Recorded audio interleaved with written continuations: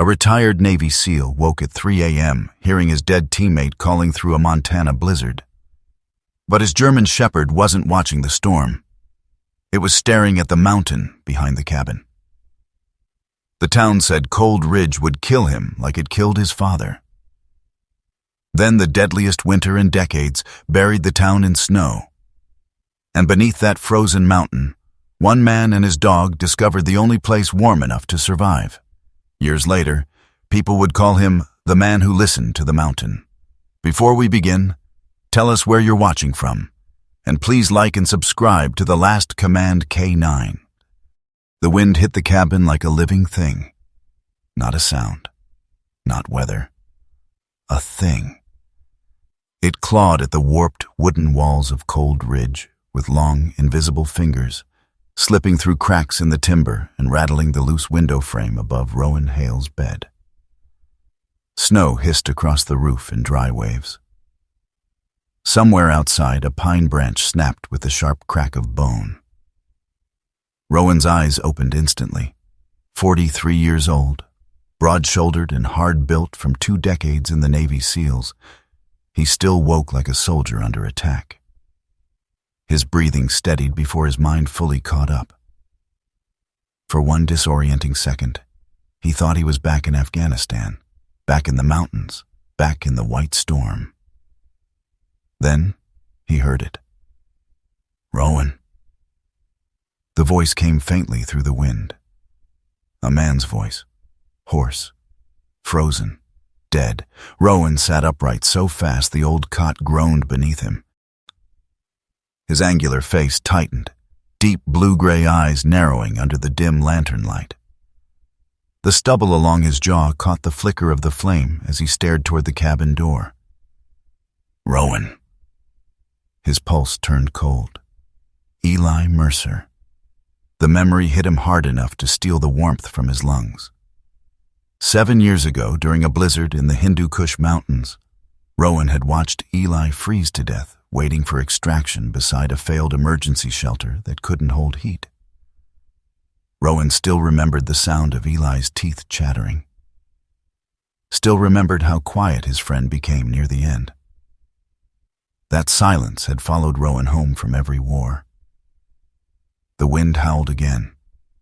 Rowan swung his boots onto the floor and grabbed the old military watch from the crate beside the bed. 3:17 in the morning. Another gust rattled the cabin. Then came a low sound behind him. A soft whine, and Rowan turned. Ash stood near the back wall of the cabin, motionless. The German Shepherd K9 was large and powerfully built, his black and tan coat thick against the cold, muscles visible beneath the short winter fur. His ears stood upright, every line of his body tense but controlled. Ash was not barking. That made it worse. The dog was listening. Not to the storm, to something beneath it. Rowan grabbed his field jacket and stepped outside. The cold struck instantly, brutal and dry, slicing through the air like shattered glass. Snow raced across the clearing beneath a pale moon. Behind the cabin, the mountain rose like a giant sleeping animal, its granite face silver beneath drifting clouds. Ash stood near the edge of the slope, staring upward, still listening. Rowan followed the dog's gaze, but saw nothing except dark stone and skeletal pines swaying in the wind. For a long moment, neither of them moved. Then Ash slowly lowered himself to the frozen ground. His nose hovered inches above the earth, as if the mountain itself was breathing beneath the snow. 3 weeks earlier, Rowan Hale had driven back into Montana with everything he owned packed into the bed of an aging truck.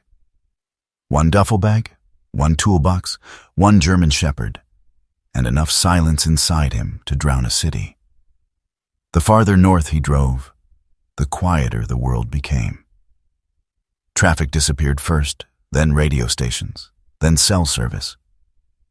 Eventually, there was only the long highway cutting through pine forests and frozen lakes beneath a pale blue sky. It should have felt peaceful. Instead, the quiet made the memories louder. Rowan had spent over 20 years in the Navy SEALs. Men like him learned how to survive gunfire, drowning, freezing water, explosives, starvation.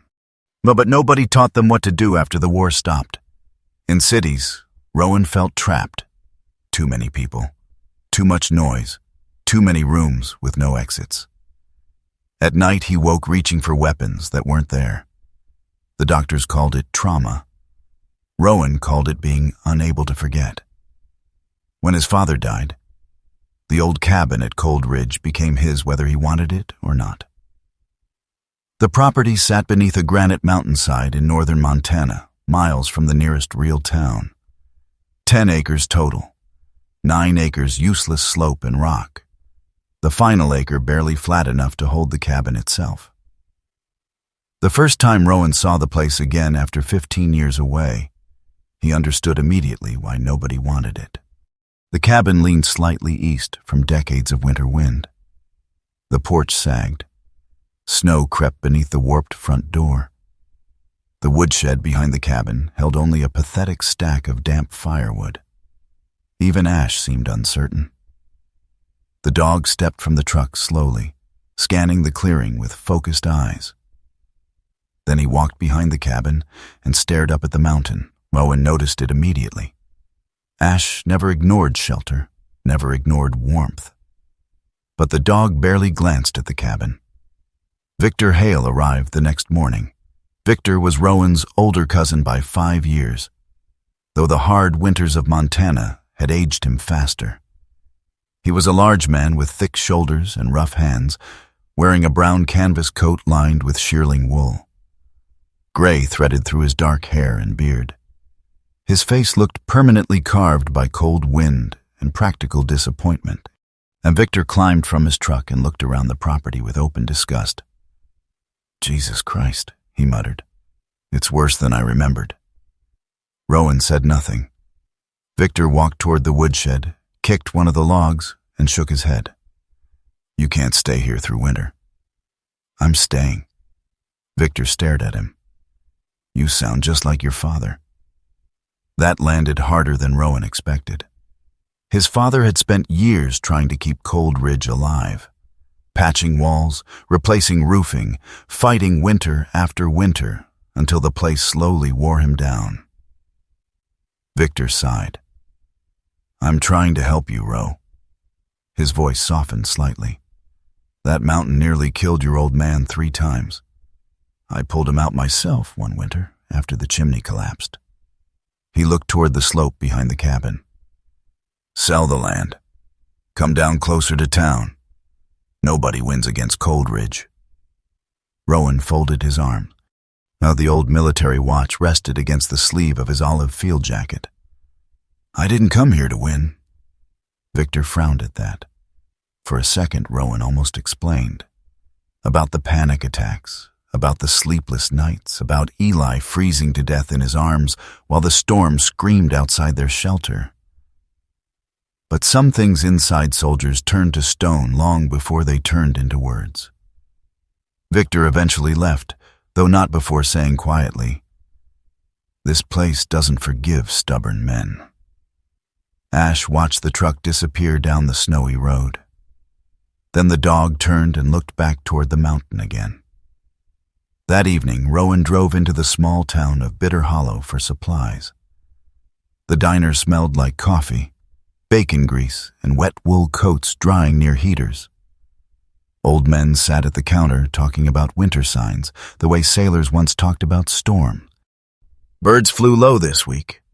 The lake froze too early. "Winds coming down from Canada faster than usual." Nobody said the word blizzard.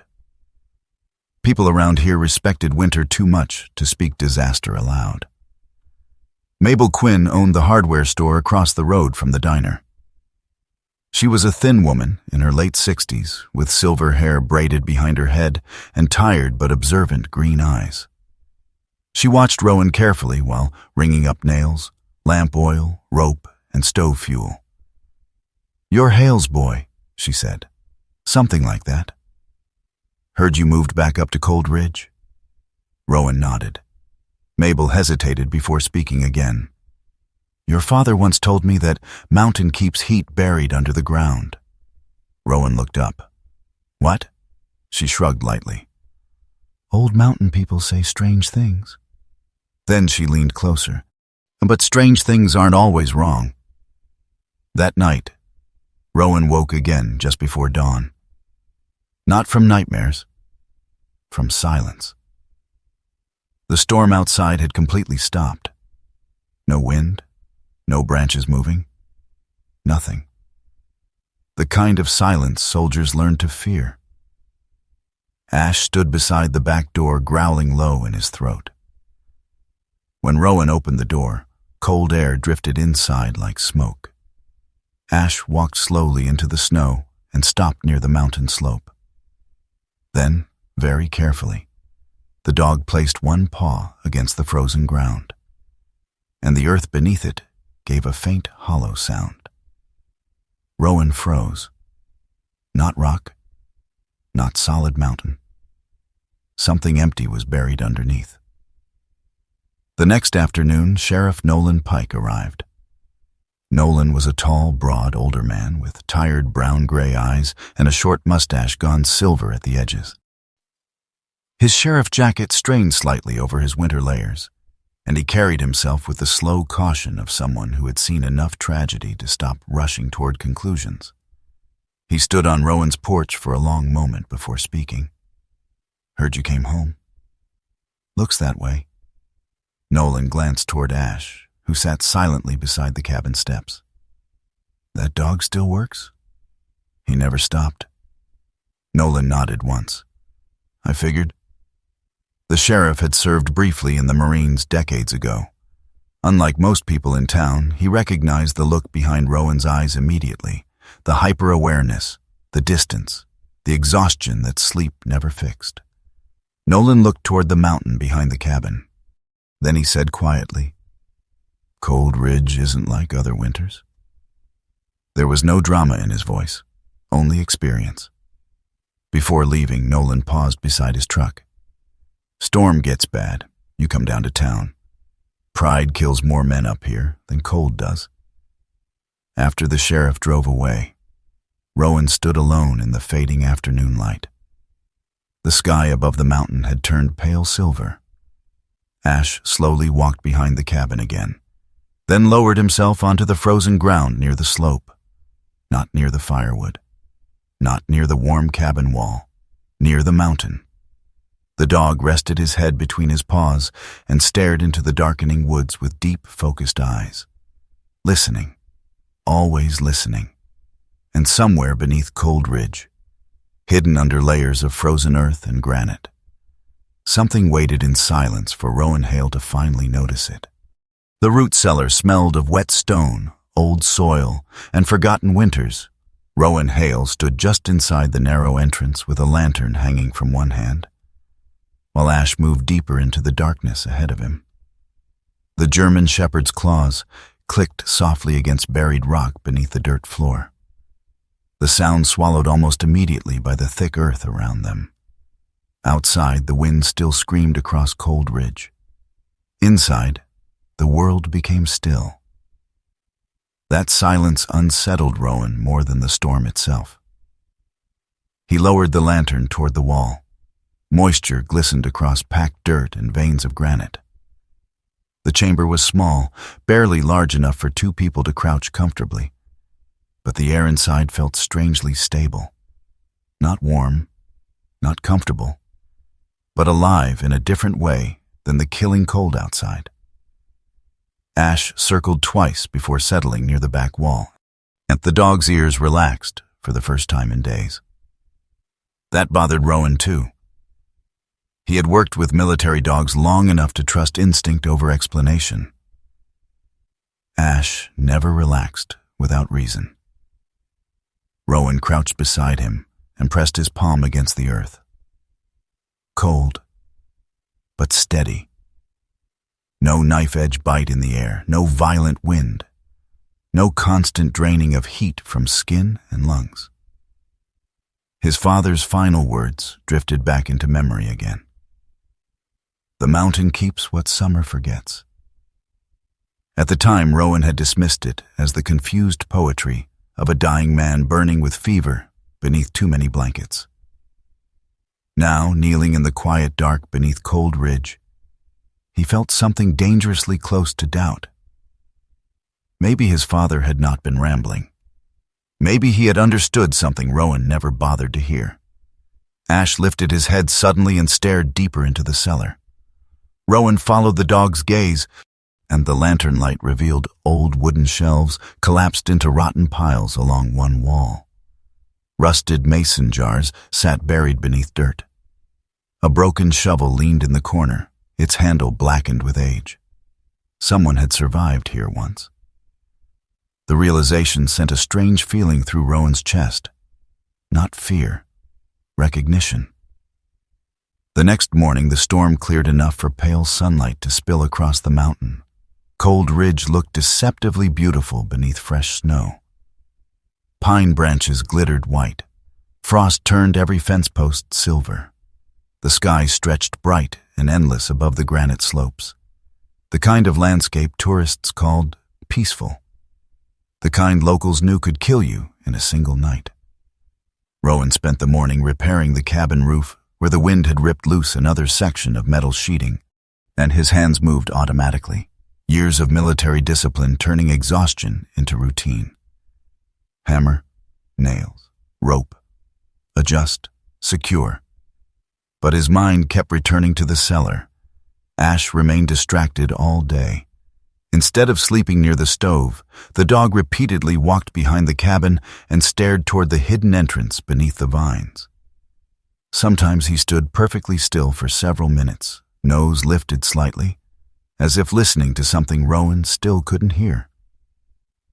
By afternoon, Rowan finally gave up pretending he could ignore it. He grabbed a shovel, lantern, and tape measure before heading back to the hidden cellar entrance. Ash trotted ahead immediately. The farther Rowan moved underground, the more obvious the temperature difference became. The earth held the air steady in a way the cabin never could. No drafts. No shifting gusts. No freezing wind slipping under doors and through cracked timber. The mountain absorbed everything. He began measuring the chamber carefully. Width, height, depth. Ash watched silently from the corner. Rowan sat on an overturned crate and stared at the dirt walls for a very long time. Then the idea came all at once. Not slowly, not gently. Like a door opening somewhere inside his head. He didn't need to defeat the winter. He needed to stop fighting it where it was strongest. The cabin would never survive the deep cold. But the mountain might. Rowan looked around the chamber again. This time not as a forgotten cellar, but as shelter. Real shelter. His pulse quickened. A tunnel from the cabin to the chamber. Stone walls. A stove below ground. The earth itself holding the temperature stable. The idea sounded insane immediately after it formed, which was probably why it also sounded possible. That evening, Rowan drove into Bitter Hollow again. The town sat quiet beneath fresh snow, yellow light glowing warmly through diner windows, while pickup trucks lined the icy streets. Bitter Hollow was the kind of northern town where everyone knew who drank too much, whose roof leaked, and which marriage was slowly dying. People noticed Rowan the second he walked inside Mabel Quinn's hardware store. The former SEAL moved with a controlled heaviness that made civilians instinctively step aside without understanding why.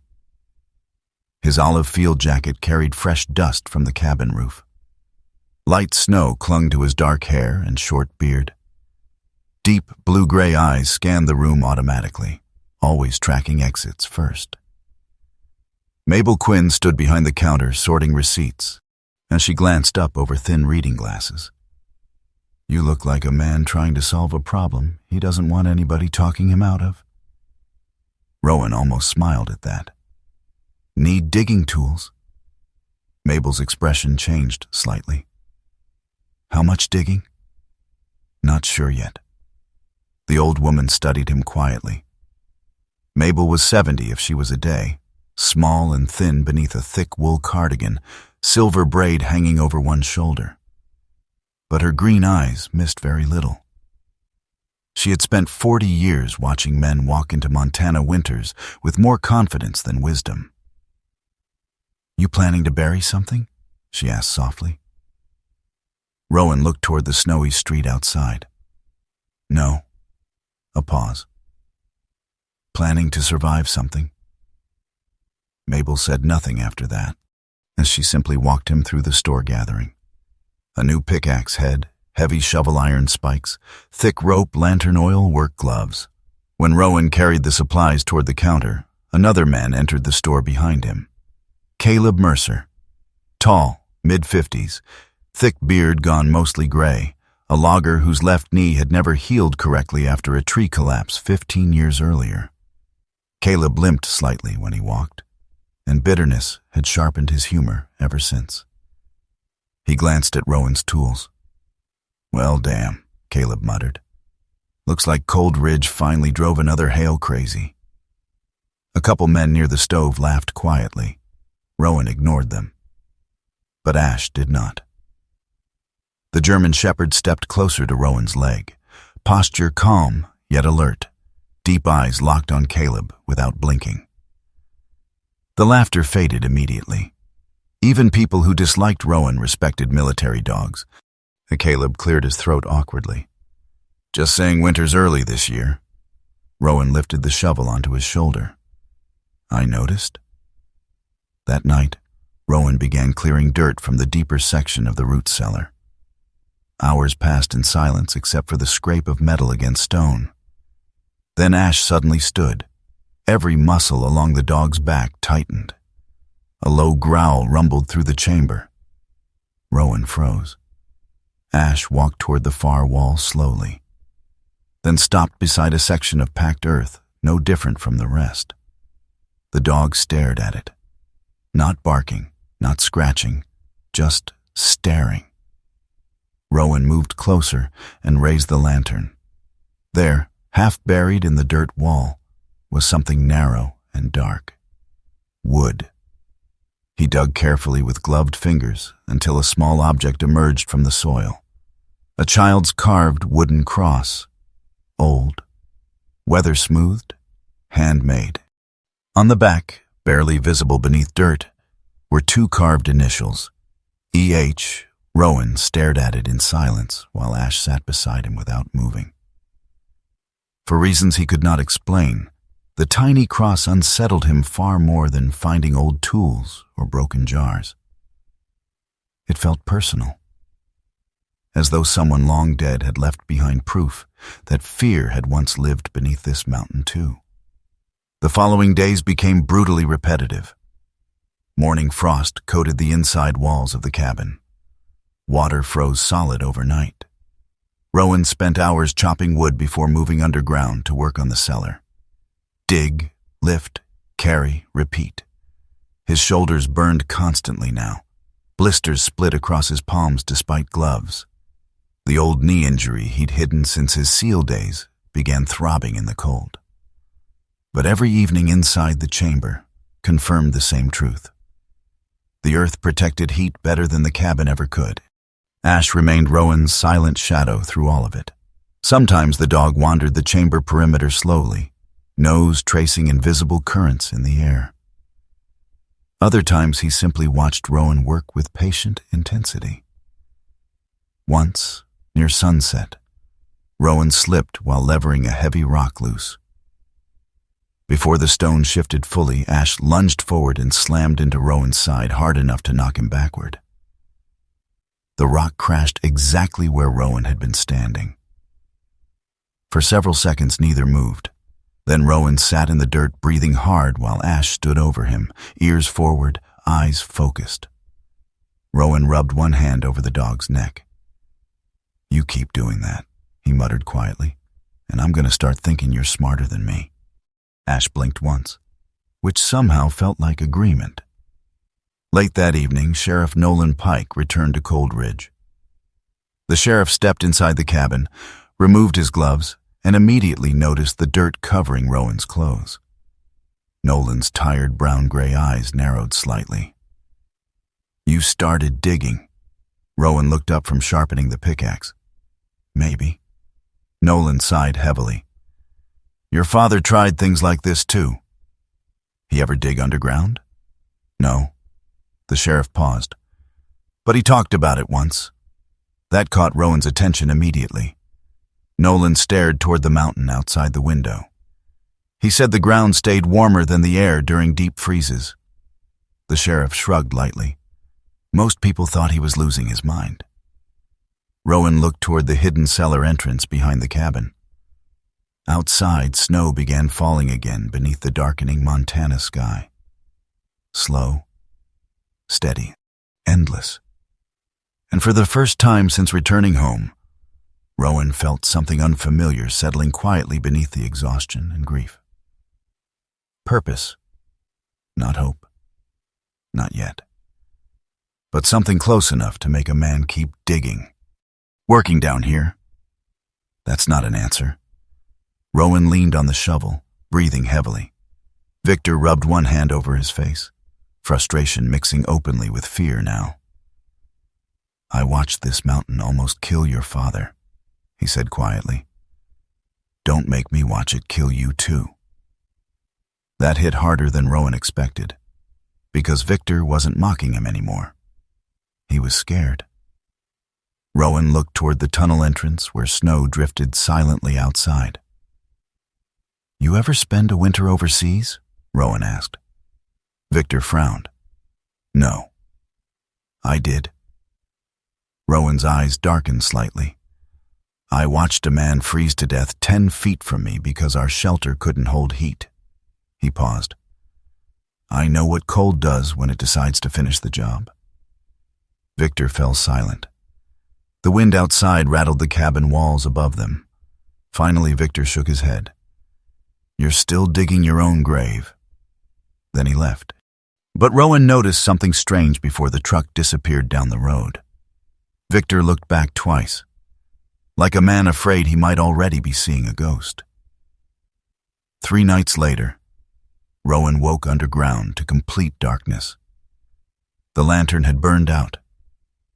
For several seconds, he didn't understand what had awakened him. Then he heard it. A faint sound. Not wind. Not shifting rock. Music. Very distant, thin and warped like something traveling through layers of earth. Ash was already awake. The German shepherd stood motionless near the far wall, ears raised sharply, eyes fixed on the stone. The sound lasted only a few seconds, a woman humming softly. Then silence returned. Rowan grabbed the lantern with shaking hands, heart pounding hard enough to hurt. When he finally lit the flame again, Ash had not moved. The dog still stared at the same section of wall.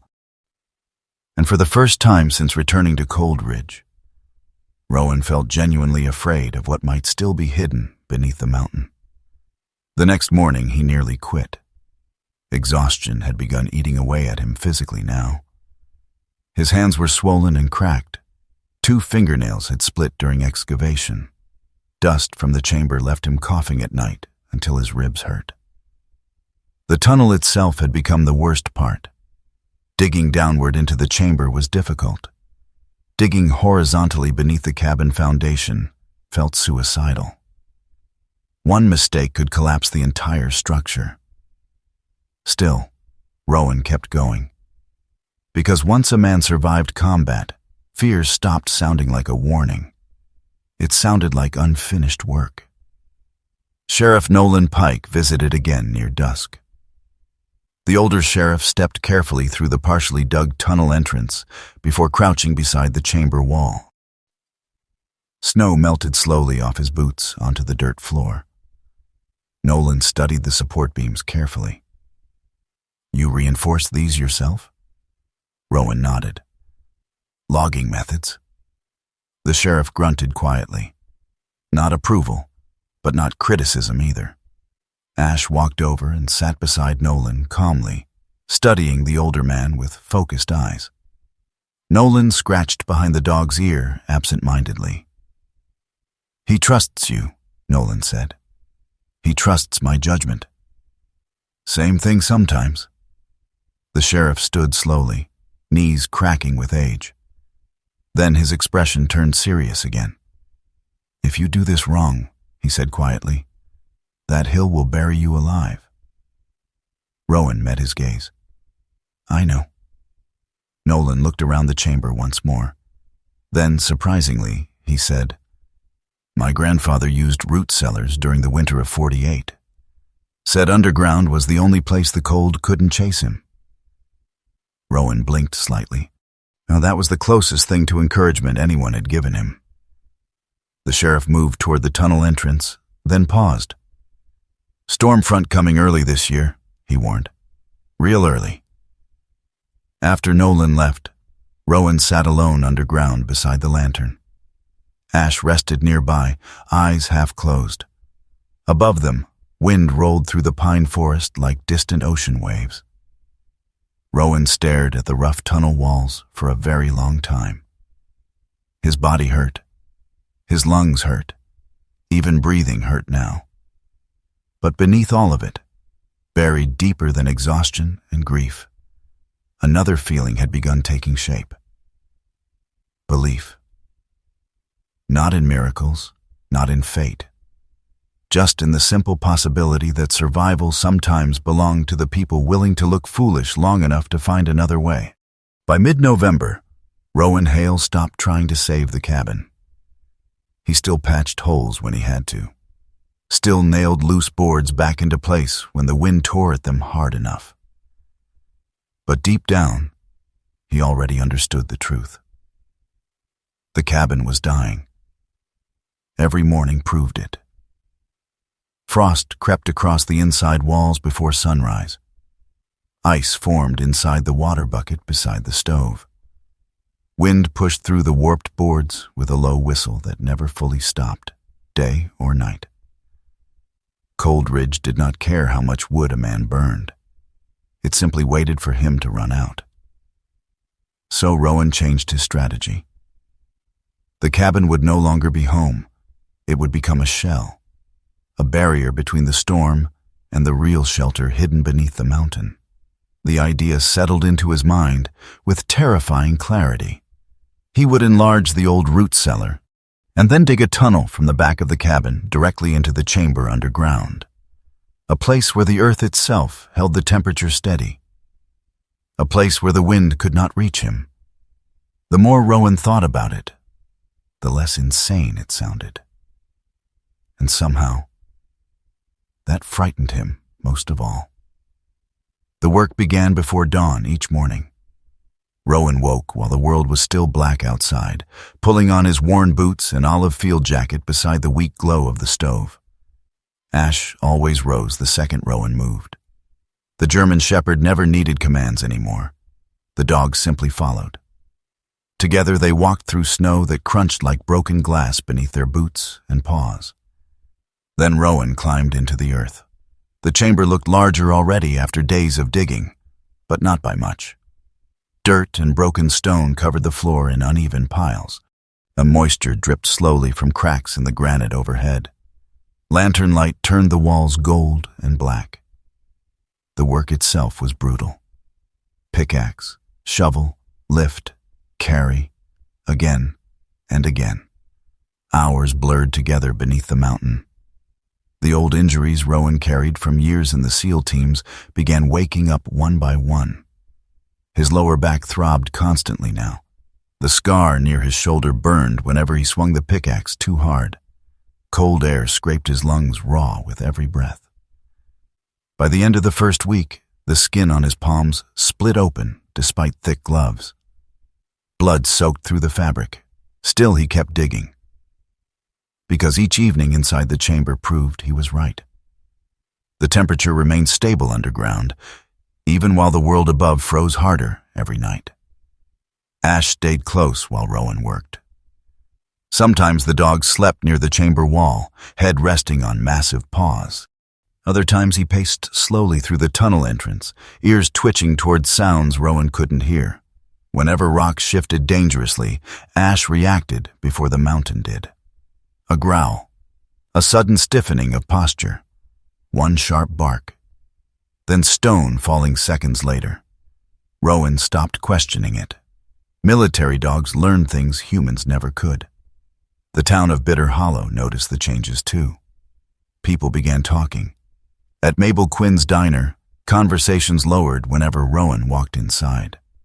Old ranchers glanced at him over coffee cups with a mixture of amusement and concern. The seal's digging himself into the mountain. He's gonna suffocate down there.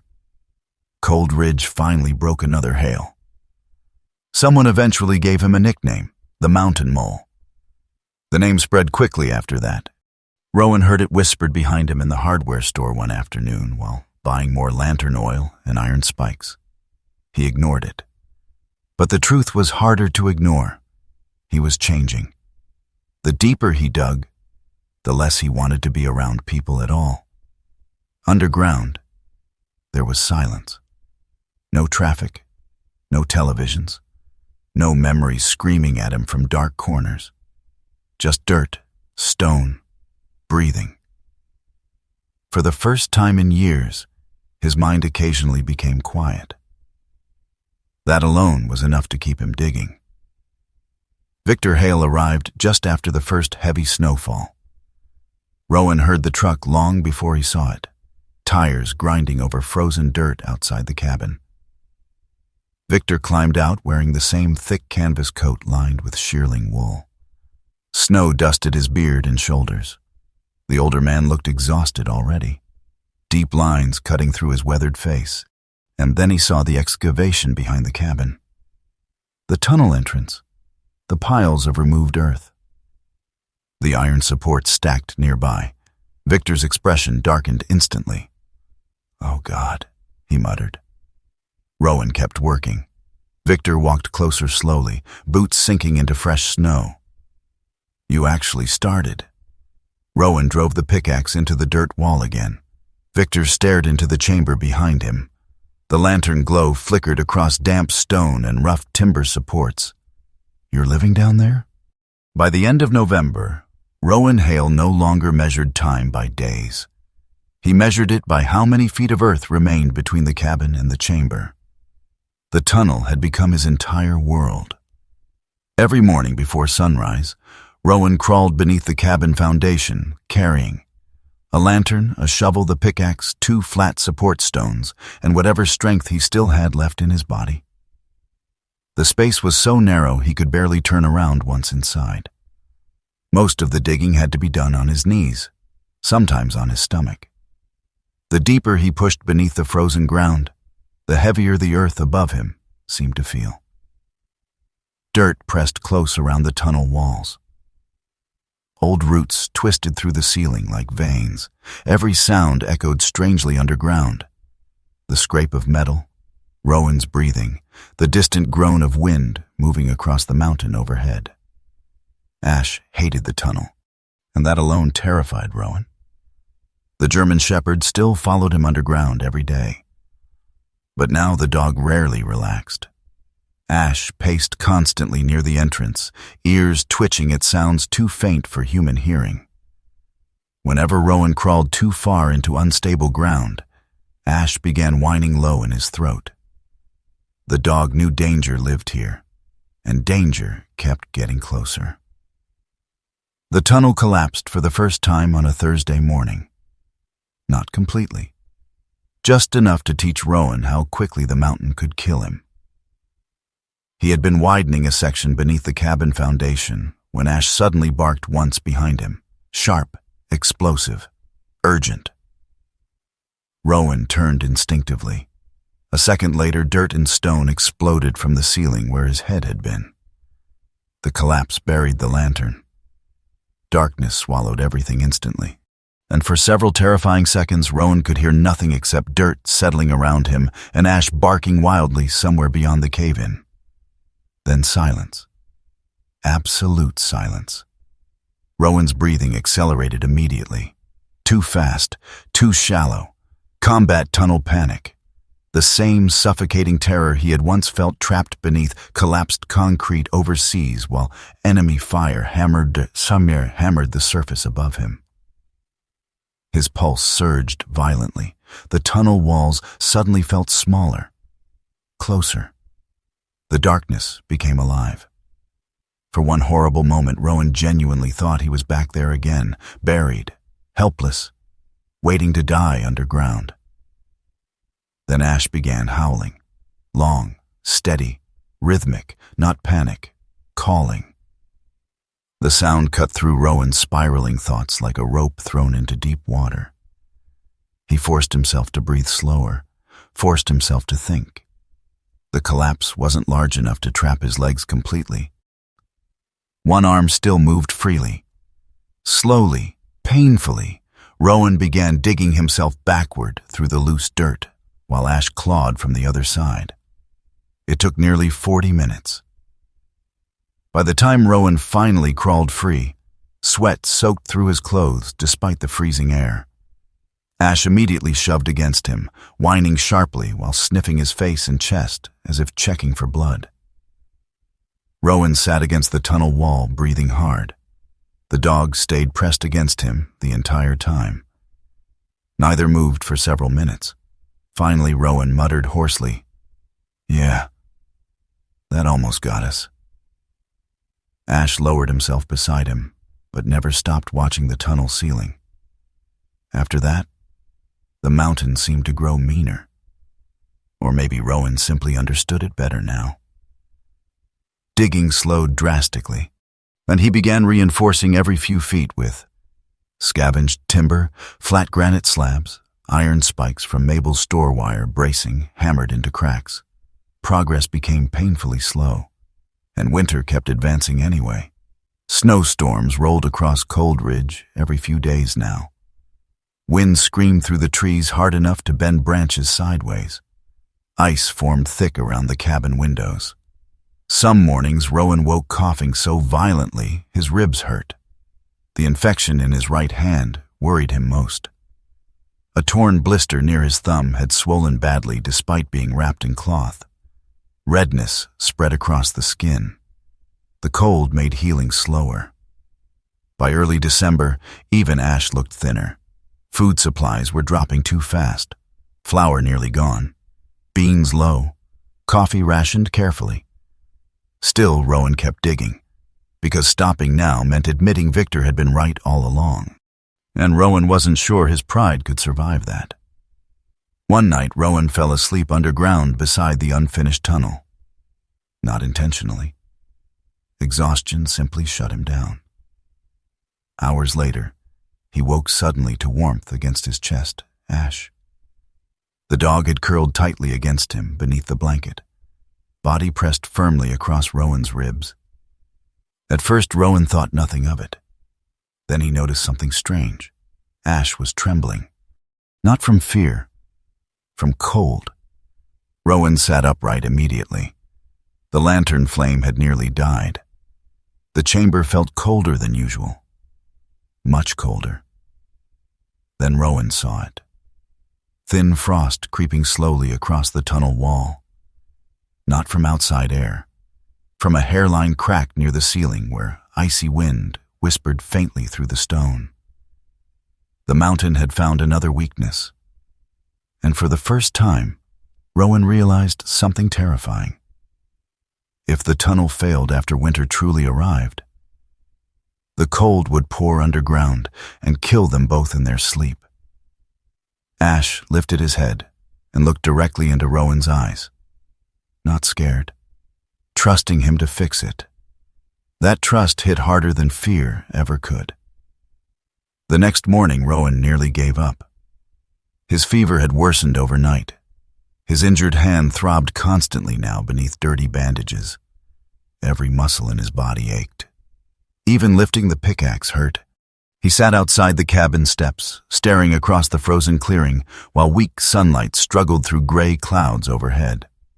Ash rested nearby in the snow, watching him quietly. The mountain looked endless today. Too large, too heavy, impossible. Then Victor Hale arrived again. This time he did not even pretend to hide his anger. The older man climbed from his truck and immediately saw Rowan's condition. Pale skin, bloodshot eyes, shaking hands. Exhaustion carved deep into his face. Victor's expression hardened. "Look at yourself." Rowan said nothing. Victor walked toward the tunnel entrance and stared into the darkness beneath the cabin. "This thing's gonna kill you." "It hasn't yet." "That isn't the same thing." Victor turned sharply toward him. "Come down to town before this mountain buries you." The words hung heavily in the frozen air. For several seconds, nobody spoke. And then Victor's voice softened unexpectedly. "I couldn't save your father from this place." He swallowed hard. "Don't make me fail twice." That hurt more than shouting would have. Because for the first time, Rowan realized Victor had been carrying guilt all these years too. Not just anger, not contempt, guilt. Victor left shortly afterward, and Rowan sat alone outside the cabin long after the truck disappeared. The wind moved softly through the pines. Ash eventually walked over and sat beside him. Then, without hesitation, the dog stood and walked directly toward the tunnel entrance. He stopped there, waiting. Looking back once, that was all. But somehow it broke something loose inside Rowan. Not weakness, not fear. The opposite. Purpose. The dog still believed he could finish this, and Rowan realized he trusted Ash's instincts more than his own doubts. So he stood up, he grabbed the shovel, and went back underground. The final days of construction became a blur of pain and stubbornness. Rowan widened the chamber enough for a cot shelves firewood storage the old pot-bellied stove from the cabin. Moving the stove underground nearly killed his back. The iron monster weighed hundreds of pounds. Rowan dismantled it piece by piece, dragging sections through the tunnel while Ash paced anxiously nearby. Then came the chimney. Using stovepipe sections from Mabel Quinn's store, Rowan built a narrow exhaust line running upward through rock and along the mountainside. It looked ugly, crooked, improvised. But when Rowan finally lit the first small fire underground, the draft worked perfectly. Smoke pulled upward into the white winter sky. Fresh air moved steadily through the tunnel, and for the first time, warmth truly held inside the chamber. Not cabin warmth, not temporary warmth, stable warmth, safe warmth. That evening, Rowan stepped outside just before sunset. Snow stretched endlessly across Cold Ridge beneath pale gold light, and there, against the white mountainside, rose a single black line. The chimney pipe, thin, crooked, defiant. Ash sat beside Rowan, silently watching smoke drift upward into the freezing air. For a long moment, neither moved. Then Rowan looked toward the mountain behind them. Not like an enemy anymore, like something ancient, dangerous, but finally understood. The radio station in Bitter Hollow stopped playing music 3 days before the storm arrived. After that, there was only weather. Cold voices, static, warnings repeated every hour. Arctic front moving faster than expected. Temperatures projected below 40 negative. Residents are advised to remain indoors. Then finally, storm of the decade. People in Bitter Hollow reacted the way northern towns always did when winter stopped being weather and became survival. Men cut wood until their shoulders gave out. Women filled shelves with canned food and wrapped blankets around windows. Pickup trucks crowded the hardware store parking lot from sunrise to dark. Nobody laughed about Rowan Hale anymore. Not openly. The sky itself had become too frightening for mockery. At Cold Ridge, Rowan spent the final days preparing underground. The chamber was finished now. Not beautiful. and not comfortable in any luxurious sense, but solid, safe. The walls were reinforced with stone and timber. The small iron stove sat near the rear wall beneath the ventilation pipe. Shelves carved into the earth held canned beans, flour-dried meat, lamp oil, extra blankets. The chamber remained cold by normal standards. That part mattered. It was never magically warm. Without the stove burning, the underground room stayed only slightly above freezing, because the surrounding earth held its temperature steady. The mountain absorbed summer warmth deep underground and released it slowly through winter. That stability mattered more than heat itself. Outside air might drop to 40 below. Inside the chamber, the earth resisted sudden change. And once Rowan lit even a small fire in the stove, warmth stayed trapped far longer underground than it ever could inside the cabin. And that difference would save his life. Maybe Ash's too. The cabin above them had become little more than an airlock now, a shell blocking direct wind from entering the tunnel. And the wind was coming. Rowan could feel it already. The first wave hit during the night. A deep roar rolled through the mountain forests like freight trains passing through darkness. Ash lifted his head immediately. The German shepherd lay near the stove, black and tan fur glowing reddish beneath lantern light. His ears twitched toward the ceiling as the storm intensified above them. Then the wind struck. The cabin groaned violently overhead. Snow hammered the roof. Somewhere outside, something wooden snapped loudly in the darkness. Rowan looked upward instinctively, even though all he could see was packed earth and timber beams. Ash remained still. That steadiness calmed Rowan more than the stove did, and he added another small split log to the firebox. The chamber warmed slowly. Not hot. Never hot. Just comfortable enough for fingers to stop aching. Comfortable enough to sleep without freezing. That alone felt miraculous. By morning, Cold Ridge had vanished beneath white. Snow buried the clearing almost to the lower cabin windows. Wind erased fences and trails within minutes. The mountain itself disappeared behind curtains of blowing ice. The storm kept building. Rowan made short trips into the cabin only when necessary, checking structural supports, clearing tunnel airflow, bringing down supplies. Every trip above ground felt like stepping onto another planet. The cold attacked instantly.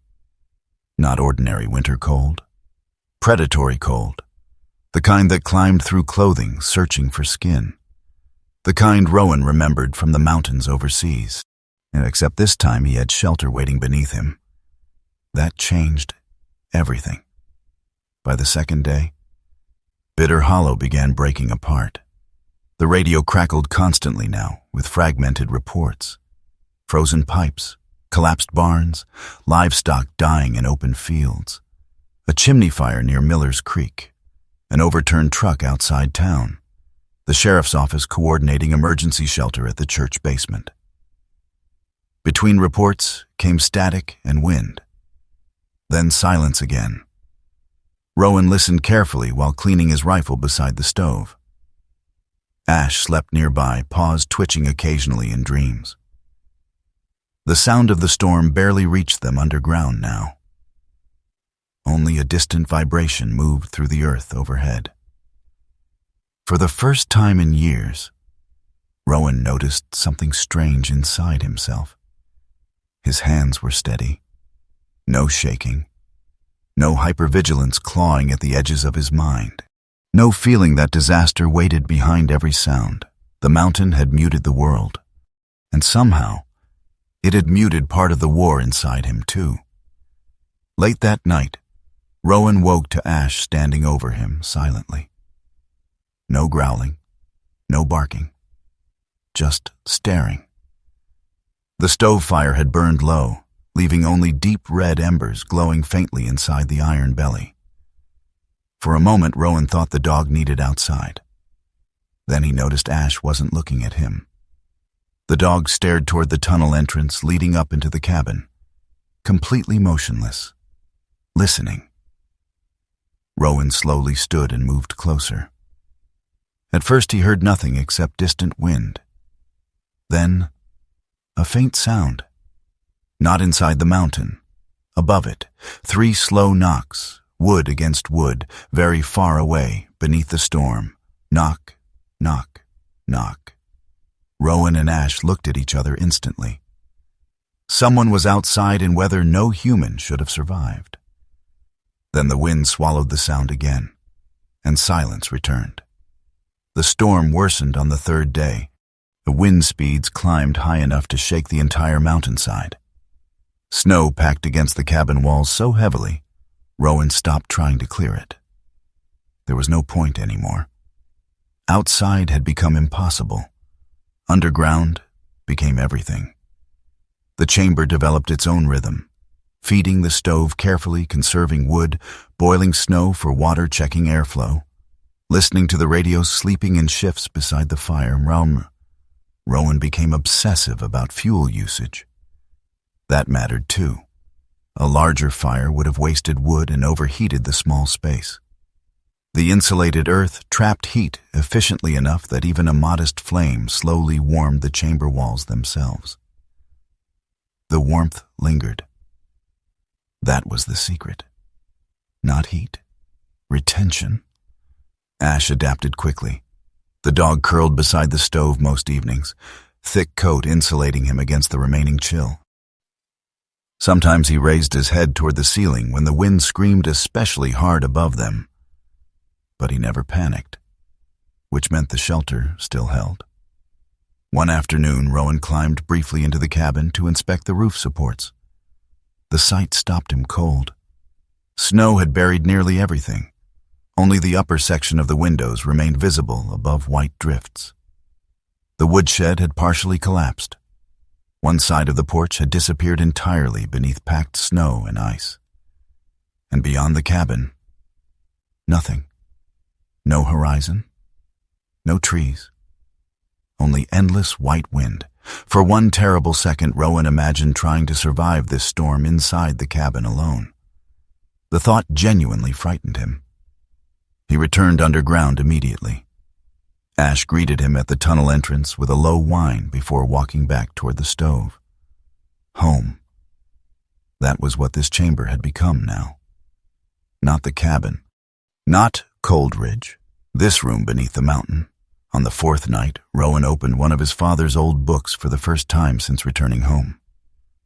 The cover was worn nearly smooth. History essays mostly. Nothing important.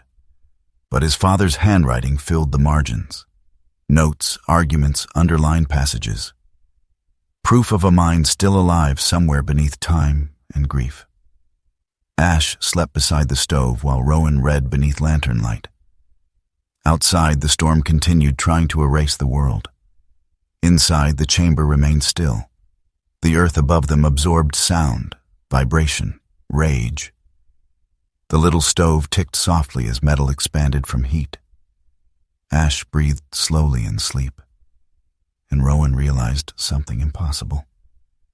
He was tired, not exhausted, not hyper-alert, simply tired, like a normal man at the end of a long day.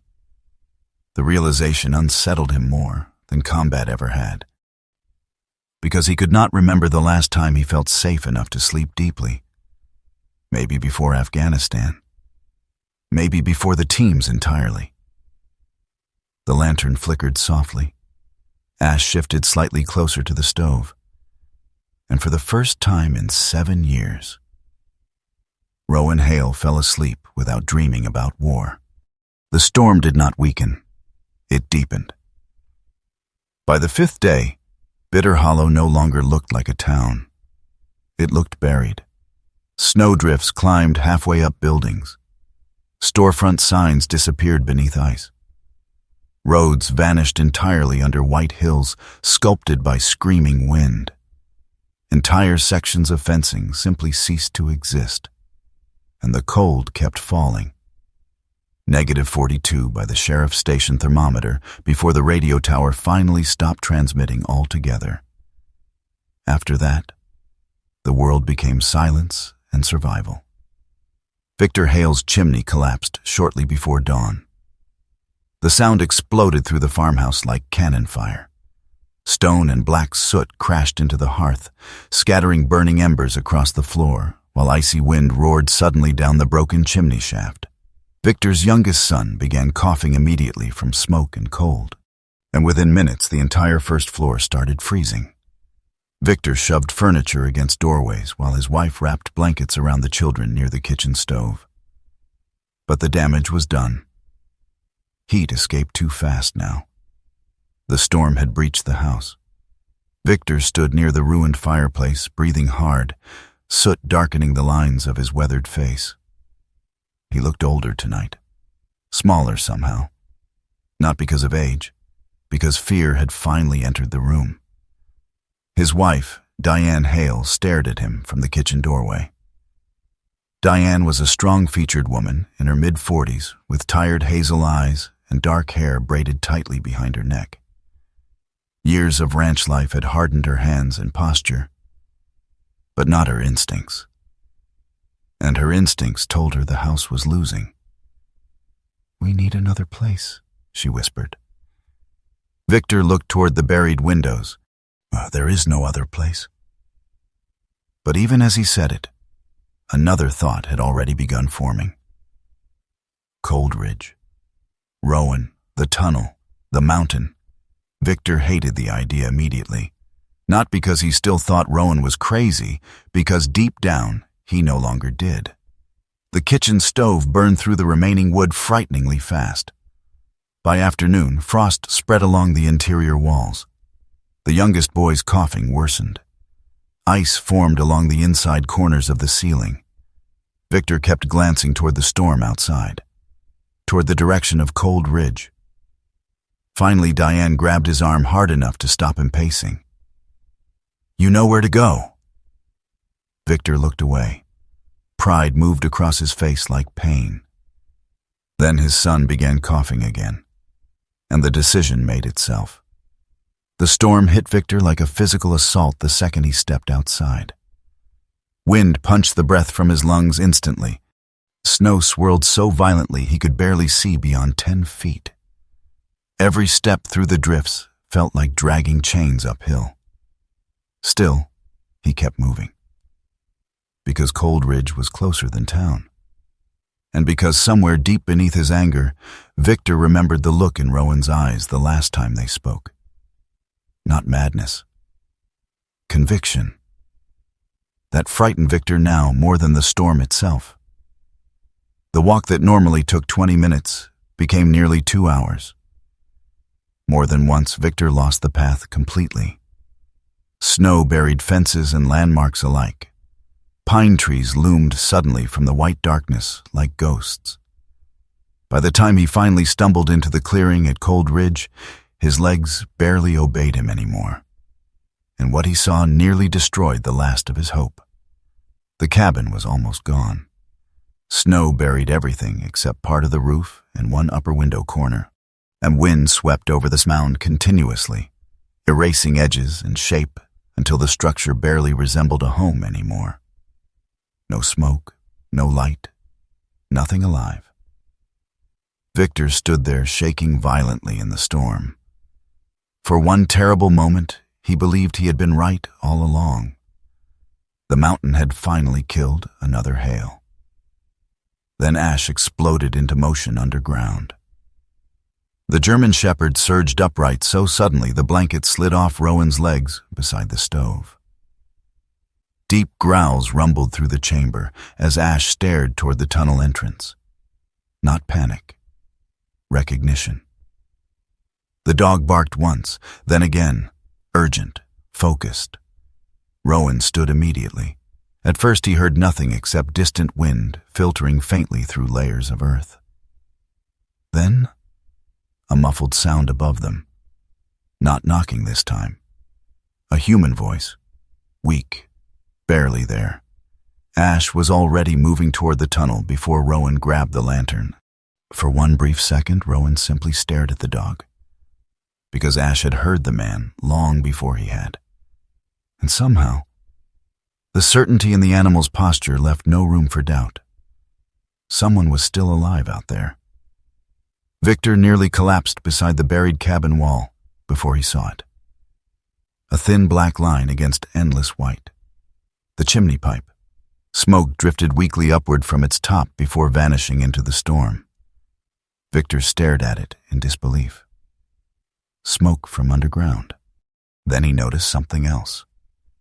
Behind the buried cabin, near the slope, part of the snow had collapsed inward slightly around a dark opening. The tunnel entrance. Victor stumbled toward it desperately. The moment he crawled inside, the world changed. The wind vanished almost instantly. Not completely, but enough. Enough that breathing stopped hurting, enough that his thoughts slowed. The tunnel air felt cold, but survivable, protected from the murderous violence outside. Victor crawled deeper. The stone-lined walls glowed faintly beneath lantern light farther ahead. Warm air drifted toward him in gentle currents, carrying the smell of burning wood and coffee. Then the tunnel widened suddenly, and Victor froze. Rowan sat beside the iron stove, sharpening a knife beneath warm lantern light. Ash stood beside him, watching Victor carefully, but without aggression. And the chamber walls glowed gold and amber from firelight reflecting off stone. Steam rose from a kettle near the stove. Blankets hung drying near the wall. The air wasn't tropical warmth. It was something far stranger. Stable warmth, human warmth, safe warmth. Victor felt his knees give out. He sank heavily onto the stone floor, staring around the chamber like a man who had crossed into another world. His beard was crusted with ice. Frost covered his coat sleeves. His hands shook violently from cold and exhaustion. Rowan rose quietly. For several seconds, neither man spoke. Then Rowan handed him a metal cup of hot coffee. Victor stared at it before finally taking it with trembling hands. "You." His voice cracked badly. "You actually did it." Rowan sat back down beside the stove. Ash slowly lowered himself onto the floor between them, though his eyes never fully left Victor. The dog still watched like a guardian. Victor looked around again. The reinforced stone walls, the steady stove heat, the ventilation draft pulling smoke perfectly upward, the complete absence of wind. And suddenly every mocking word he had spoken over the last month came crashing back into him all at once. The mountain mole. Crazy. Digging his own grave. Victor covered his eyes with one hand. Then, unexpectedly, he began crying. Not dramatic sobbing, just exhausted tears slipping silently through soot and melted snow. Rowan looked away respectfully, because some humiliations deserved privacy. After several minutes, Victor finally spoke again. "Good Lord." He swallowed hard. "You built a home inside the cold." The words hung softly in the chamber, and Rowan realized something strange. Hearing Victor admit it mattered far less than he once thought it would, because the mountain had already proven it for him. Hours passed underground while the storm continued above them. Victor slowly regained feeling in his hands beside the stove. Rowan gave him dry gloves and part of the remaining stew heating over the fire. The chamber held warmth carefully. That was the miracle of it. Not heat itself, retention. The earth surrounding them trapped and stabilized temperature, while the small stove added only enough warmth to remain comfortable. Above ground, homes bled heat endlessly into the storm. Below ground, the mountain protected it. Victor eventually looked toward Ash. The German shepherd rested beside Rowan now, eyes half closed but ears still alert. Even exhausted, the dog monitored every sound filtering through the tunnel. "He heard me out there?" Rowan nodded once, before I did. Victor stared at Ash for a long moment. Then he whispered quietly, That dog heard me before God did. Neither Rowan nor Ash reacted, but something about the sentence settled heavily into the room. Later that night, Victor climbed partway back toward the cabin entrance to check the storm. He returned pale-faced minutes later. You can't even see the tree line anymore. Rowan added another small piece of wood to the stove. We stay underground until it passes. Victor sat silently after that. The old rivalry between them felt absurd now, meaningless. Outside, the storm still screamed across Cold Ridge with enough force to bury houses and erase roads. But beneath the mountain, surrounded by earth and stone and the steady breathing of an old K9 dog, two men sat quietly beside a small stove while the winter failed to reach them. And for the first time in his entire life, Victor Hale understood the difference between fighting nature and learning how to live inside it. The storm finally ended on the 7th morning. Not dramatically, not all at once. The wind simply grew tired. By sunrise, the screaming across Cold Ridge had softened into long, restless sighs moving through the pine forest. Snow still drifted from branches in silver clouds beneath pale winter light. But the violence was gone. For the first time in nearly a week, Rowan Hale climbed fully out of the tunnel entrance and stood beneath open sky. The world looked unrecognizable. Snow buried fences, wagons, rooftops, entire pieces of Bitter Hollow erased beneath frozen white hills. Trees leaned at dangerous angles under the weight of ice. The old woodshed behind Rowan's cabin had collapsed entirely sometime during the storm. But the black chimney pipe still stood against the mountainside, thin, crooked, alive. Smoke drifted upward slowly into the frozen morning air, and Ash emerged behind Rowan, moving carefully across the packed snow. The German shepherd looked thinner after the storm, but his eyes remained sharp and alert. Frost clung to the fur around his muzzle while he scanned the silent valley below. Victor climbed out after them, pulling his coat tighter against the cold. For several seconds, the three of them simply stared at the destruction together. Then Victor spoke quietly. "Town's gonna be bad." He was right. The road into Bitter Hollow barely existed anymore. Rowan and Victor spent most of the day digging the truck free before attempting the drive. Even then, progress came painfully slow through snowdrifts that reached nearly to the hood. Ash rode silently in the back seat between them. The German shepherd watched the world pass by with focused eyes, ears twitching whenever distant branches cracked beneath ice. As they approached town, the scale of damage became clear. Several barns had collapsed entirely. The Miller family lost nearly all their cattle. Telephone poles leaned sideways under frozen wires. Men climbed rooftops with shovels trying to prevent additional cave-ins. Smoke drifted weakly from damaged chimneys across town like exhausted signals from survivors after battle. Nobody waved when Rowan drove past. People simply stared, because rumors had already started spreading. Victor Hale survived the storm underground at Cold Ridge, inside the mountain. Sheriff Nolan Pike arrived at Rowan's property 2 days later. The older sheriff stepped carefully through the tunnel entrance with a lantern in one hand, while snowmelt dripped steadily from his boots. His weathered face remained unreadable at first, but Rowan noticed the subtle tightening around Nolan's eyes as the sheriff entered the chamber fully. The underground room looked different now, lived in. The stone walls held warmth gently, while the small iron stove ticked softly beside stacked firewood. Lantern light reflected off reinforced supports and organized shelves carved directly into earth and granite. Nothing luxurious, nothing excessive. Just survival built carefully, with patience and intelligence. Nolan reached out slowly and placed one rough hand against the stone wall. Then he stood there silently for several seconds. feeling it. The stability, the retained warmth, the absence of wind. Finally, his gaze lifted toward Rowan. "You actually pulled it off." Rowan shrugged slightly. Mostly the mountain did." Nolan looked toward the narrow tunnel stretching back toward the buried cabin above.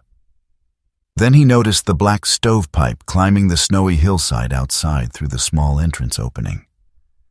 The sheriff shook his head slowly. "My grandfather talked about people doing things like this during the winter of '48, he murmured. "I thought those were just old mountain stories." Ash walked calmly past him and settled beside the stove.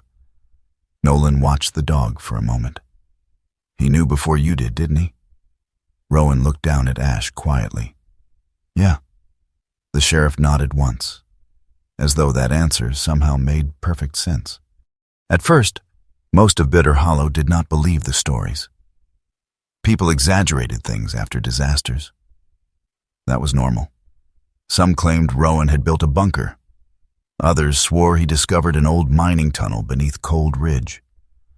One drunk rancher insisted Rowan had hidden military equipment underground from his SEAL days.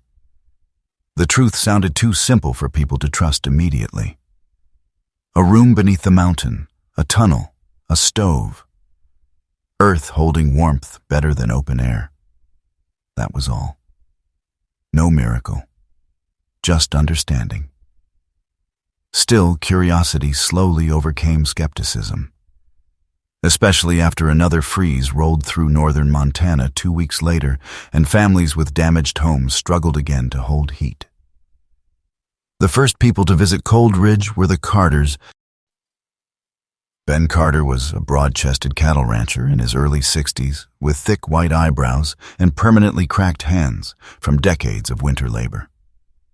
His wife Ruth was quieter, a thin woman with deep-lying cheeks and faded auburn hair tucked beneath a knitted cap. They arrived embarrassed. Ben removed his gloves awkwardly while standing beside the tunnel entrance. "Hate asking foolish questions," he muttered. "But Nolan says this thing actually works." Rowan simply handed him a lantern. "Come look." That evening, after the Carters left, Rowan stepped outside near sunset. The storm clouds had finally broken apart completely, revealing pale orange light spilling across endless snowfields. Ash stood several yards away near the old root cellar entrance, staring toward the distant tree line. Perfectly still. Rowan walked closer slowly. "What is it?" Ash did not move, and then Rowan noticed something unusual in the snow beyond the clearing. Tracks. Not animal tracks. Human. Old footprints nearly buried by drifting snow, leading halfway toward Cold Ridge before disappearing completely beneath ice. Only one set, as if someone had once walked toward the mountain, but never walked back out. Rowan stared at the fading trail for a very long time, while Ash remained silent beside him. And deep beneath the relief of surviving the storm, another feeling returned quietly. The sense that Cold Ridge had been waiting for people long before him. Word spread slowly after that, not like gossip, like weather.